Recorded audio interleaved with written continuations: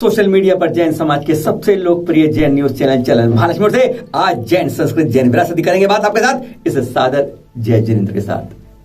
क्या देवता भी कभी भक्तों की तरह मनुष्यों की तरह प्रतिमाएं लेकर आकाश मार्ग से आते हैं? क्या इस पंचम काल के इस समय भी क्या देवता इस धरती पर पूजा करते हैं? यक्ष यक्षिणी देवता भी करते हैं क्या? सोच सकते हैं आप, पर हैरानगी अचंभे की बात है क्योंकि इस समय हम जहां से ले जा रहे हैं आपको, हम उन बीहड़ों में लेके जा रहे हैं जिसमें इस नदी के इस तरफ इटावा बोलते हैं और दूसरी तरफ भिंड बोलते हैं। हम चंपल के भीड़ियों पे मिल चलते हैं। कहते हैं ऐसा भीड़ जहां 40-50 साल पहले इस नदी को पार करने के लिए भगवान का नाम जपते जपते पार करते थे। जिसने पार कर लिया वो भगवान को धन्यवाद देता था और कहते हैं सूरज छिपता था तो इन भीड़ों में जाना बंद हो जाता था। आज वहीं इस नदी को पार करते करते 1 किलोमीटर दूर हमको वहां ले जाते हैं जहां पर कहते हैं आज भी देवता अतिशय करते हैं। चंबल घाटी में चंबल नदी पार करके 1 किलोमीटर दूर इस मंदिर के सामने खड़े हैं हम। अतिशयकारी दिगंबर जैन अतिशय क्षेत्र कहते हैं इसे, और इसे भिंड जिले के अंदर बरई के नाम से आज ये विश्वविख्यात हो गया है। सामने एक जैन परिवार रहता है और पास में 2 और जैन परिवार, और आसपास फिर बाईं तरफ चले जाओ सड़क पे तो 5 किलोमीटर दूर तक, दाईं तरफ 7 किलोमीटर दूर तक कोई जैन परिवार नहीं मिलेगा। और इनकी भी आ रही जो पीढ़ी है वो अब भिंड में स्थानांतरित हो रही है। यानी ये अतिशय क्षेत्र अब किसके सहारे रहेगा? कहते हैं देवता यहां आते रहते हैं, उन्हीं के सहारे रहेगा। हैरान होंगे आप सुनकर।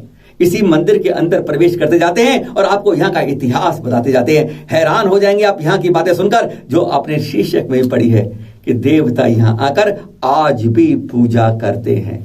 चौंक जाते हैं हम क्योंकि चारों तरफ सन्नाटा है, जैन कोई परिवार यहाँ नहीं आता है। कहते हैं पर दूर दूर से आते हैं, दर्शन करने यहाँ ठहरते हैं, विधान करते हैं और यहीं पर आकर फिर आगे बात करते हैं। हम अंदर पहुंच जाते हैं, मंदिर के दर्शन करते हैं और फिर देखते हैं यहाँ की क्या चमत्कृत अतिशय की बात है। अतिशय से पहले कुछ और बात करते हैं, यहाँ के इतिहास की खुदाई की जानकारी लेते हैं जो इतिहास अभी तक कहीं पता नहीं चल रहा। इतना सिमटा हुआ है कि इस अतिशय के बारे में कब अभी तक हम कुछ ज्यादा जान नहीं पाए। पर यहाँ पर रखे हुए कुछ ये अतीत के पत्थर कहते हैं खुदाई में निकले थे, वह हमारे इतिहास को बता देते हैं कि लगता है यहाँ पर कोई ना कोई पहले अतिशयकारी प्राचीन विशाल मंदिर 1405 साल पुराने जरूर रहा होगा। चतुर्थ काल प्रतिमाएं भी उसमें रही होंगी।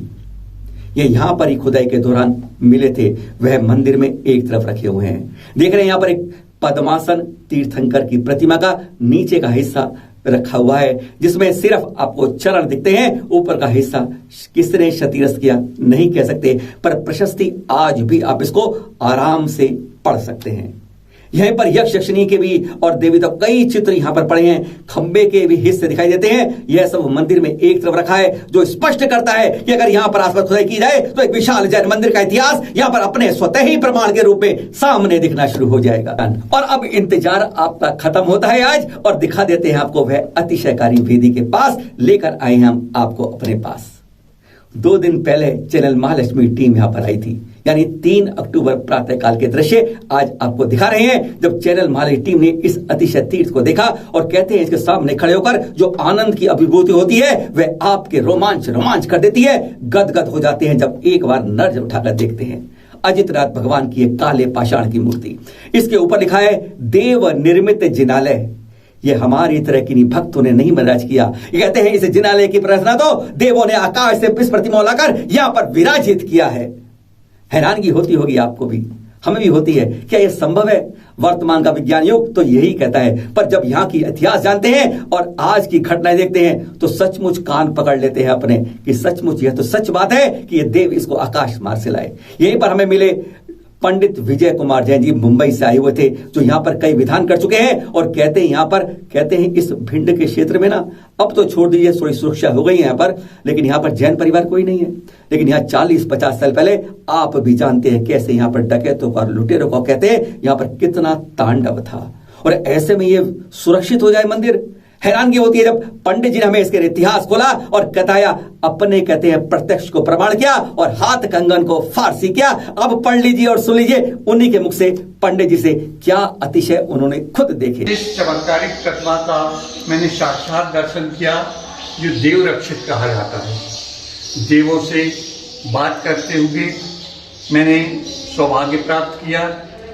जब मैं यहाँ वह विधान करा रहा था तब इसी प्रतिमा के समक्ष इस क्षेत्र के जो स्वर्गीय यहाँ के व्यवस्थापक थे, मैनेजर कहें, उस मैनेजर से जब मैं बात कर रहा था कि इस क्षेत्र में आप अकेले रहते हैं तो क्या हम आपको डर नहीं लगता, यहाँ घंटे बजने की आवाज़ें आती हैं और यह चंबल का क्षेत्र है, डाकुओं का क्षेत्र है। तो उन्होंने बतलाया कि इस क्षेत्र में डाकुओं का समर्पण हो जाता है और भगवान के दर्शन करने के लिए यहाँ आते हैं। किंतु मैंने जैसे ही बात चर्चा करते करते और इस बात को जैसे ही कहा आपको डर नहीं लगता, तो उनके ऊपर जैसे साक्षात देव प्रकट हो गए हो और आंखें चढ़ गई।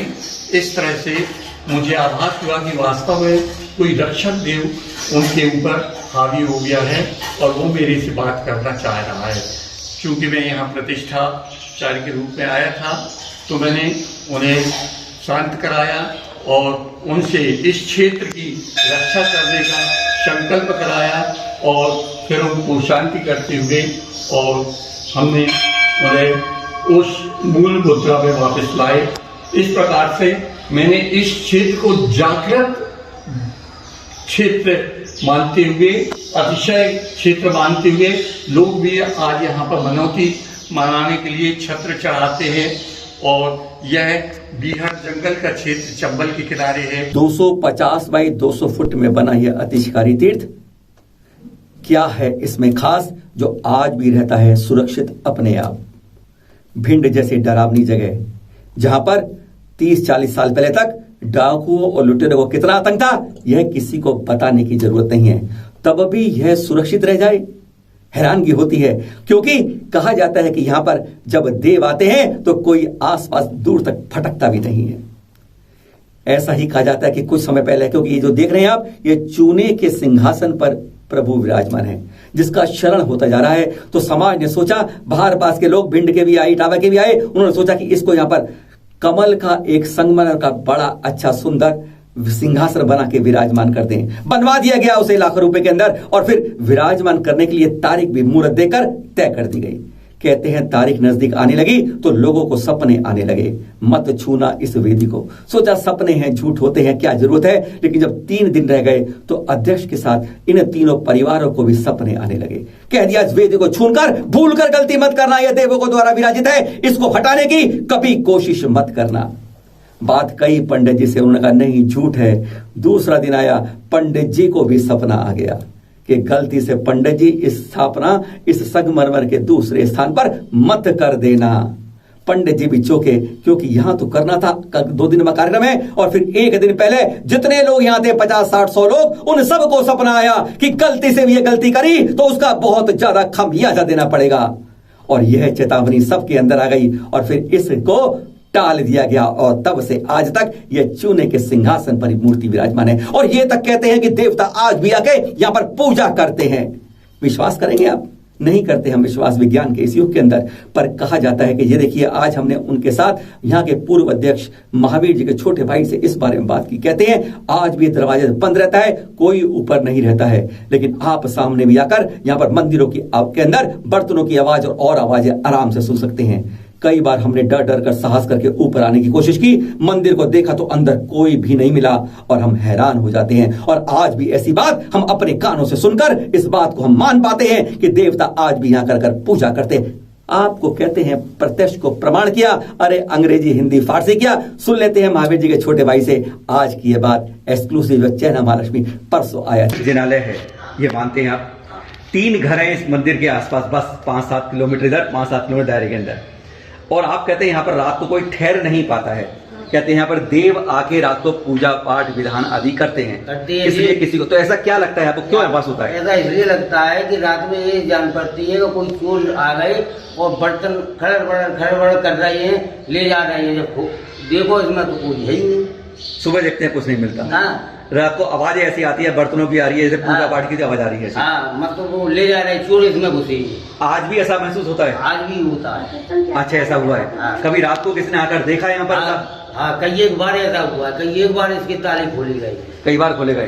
तो मिला कोई नहीं? नहीं, आवाजें जरूर आती रहती है, बस आवाज आती है। यहाँ पे कोई पुजारी कोई रात को ठहरता नहीं है? नहीं, वो धर्मशाला में रात में मंदिर में कोई नहीं, मंदिर में कोई नहीं होता, आवाजें मंदिर से आती हैं। ये ऐसा अतिशय आज भी मानते हैं आप लोग? आज भी है। दूसरी बात, ये जो देवों द्वारा बना हुआ है उसी पर अजयनाथ बैठे हैं, विराजमान है। अजयनाथ भगवान को यहाँ क्या था कि उसको हटाने के लिए मंत्री ने कहा था कि उनको हटाओ इसको सिंहासन को, और वेदी भी खाली हो गई थी और संगमरमर का कमल ले आके विराजमान करेंगे। परंतु ऐसा न हो पाया। क्यों न हो पाया?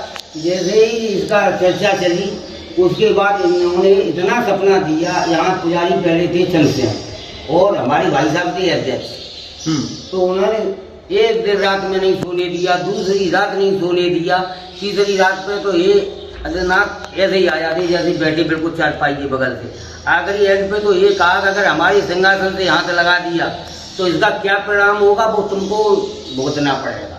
यानी मूल सिंहासन जो हमारी वेदी है वही रहेगी, वही रहेगी। कोई आप इसको जीर्णोद्धार नहीं कर सकते, नहीं, कोई नहीं। अच्छा रूप ही नहीं सकते इसको आप। मैं मूल स्वरूप में ही रहूंगा। उसी पे पत्थर पर लगवाया है।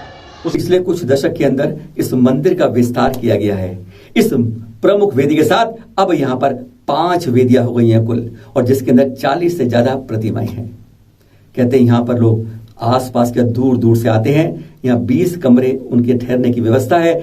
यहाँ आकर ठहरते हैं, विधान आदि करते हैं। एक बार यहाँ पर बड़े गांव के आचार्य श्री सन्मति सागर भी 6-7 दिन ठहरे थे और यहाँ देकर भक्ति देकर वह रुक गए थे, और यहाँ की उन्होंने पूजा, आरती, चालीसा सब कुछ उन्हीं का लिखा गया है।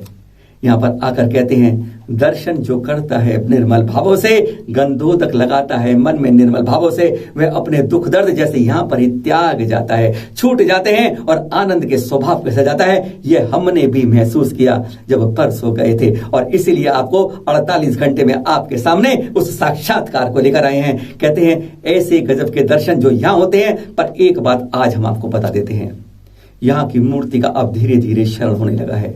प्रशस्ति पढ़ी नहीं जाती है। अगर हमने इसका अब संरक्षण नहीं किया तो महावीर जी की तरह प्रतिमा होने लगी, और अब इसको महावीर जी की प्रतिमा की तरह सुरक्षित करना पड़ेगा, संरक्षण करना होगा। तभी इस अतिशयकारी तीर्थ को हम लंबे समय तक आगे पीढ़ियों में ले जा सकेंगे। इस मंदिर में कई अनोखी बातें हैं। इस अतिशय क्षेत्र बरई में आपको फिर बता देते हैं, भिंड जिले में चंबल पार करते ही इटावा खत्म होता है और भिंड की शुरुआत होती है। 1 किलोमीटर बाद यह अतिशय तीर्थ आ जाता है सामने। इसके अंदर दिखा रहे हैं आपको प्रथम तल पर बना मानस्तंभ। अब तक आपने भूतल से मानस्तंभ देखे हैं, पर यहाँ पर जो मानस्तंभ है प्रथम तल से बना हुआ है, जो आप देख रहे हैं। यहाँ पे बहुत अनोखी बात है। एक बार जरूर आइएगा, गदगद हो जाइएगा। अतिशयकारी तीर्थ आज भी अतिशय बिखराते हैं, चमत्कृत होते हैं। कहते हैं जो एक बार आता है दर्शन पाकर गदगद हो जाता है। दूसरे तीर्थंकर अजितनाथ भगवान का इस देव निर्मित जिनालय में जरूर आइएगा। आज इतना ही, कल फिर मिलेंगे आपसे नई खबर के साथ, नई जानकारी के साथ। सादर जय जिनेंद्र।